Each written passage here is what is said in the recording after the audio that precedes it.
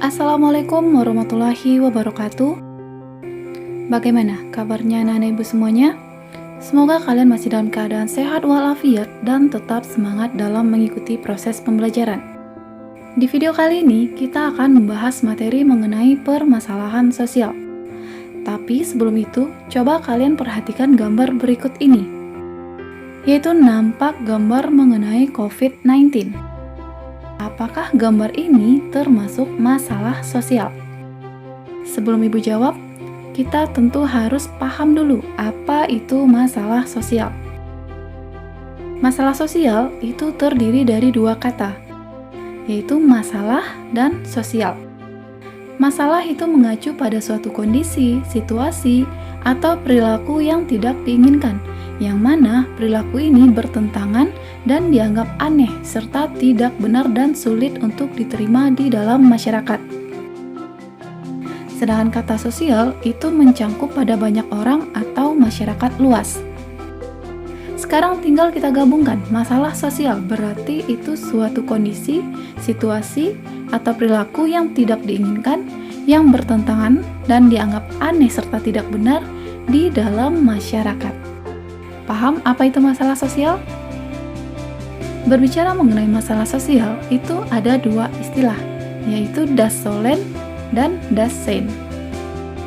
Das Solem yaitu suatu kaidah, norma, serta kenyataan normatif, seperti apa yang seharusnya dilakukan.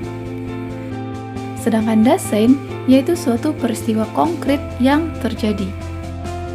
Untuk memudahkan kalian mengingat dan membedakan kedua istilah ini, cukup kalian ingat, das Solem itu berarti harapan, sedangkan das Sein itu berarti kenyataan. Jadi, masalah sosial itu terjadi ketika harapan tidak sesuai dengan kenyataan yang ada.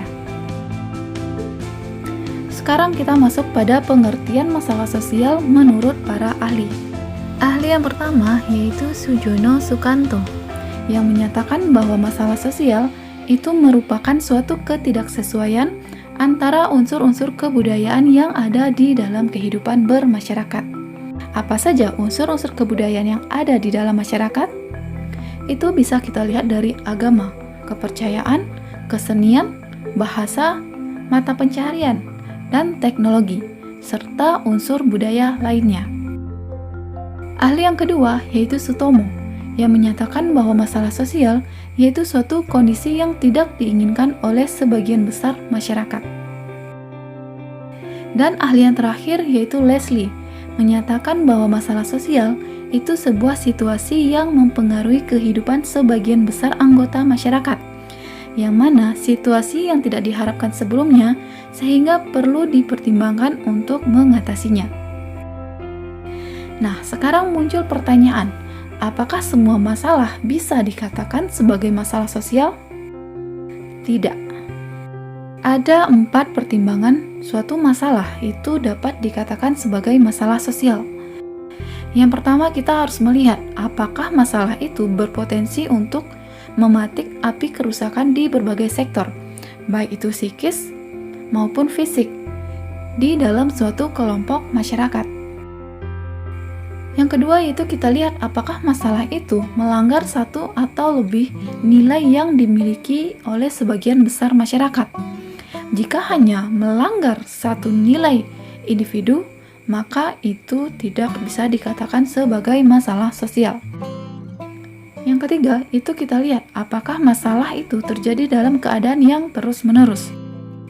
Jika masalah itu hanya terjadi sekali, berarti itu tidak bisa dikatakan sebagai masalah sosial.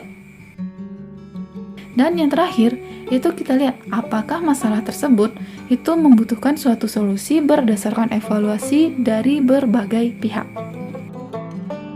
Contoh kita ambil pada gambar pertama tadi, yaitu permasalahan penyebaran virus COVID-19.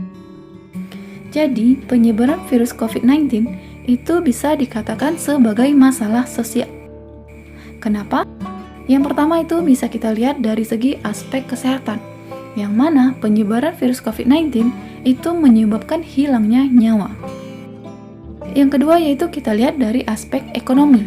Dengan adanya penyebaran virus COVID-19, itu melumpuhkan perekonomian hampir di seluruh negara, sehingga muncullah PHK besar-besaran, yang mana PHK besar-besaran ini akan mengakibatkan tingginya angka pengangguran.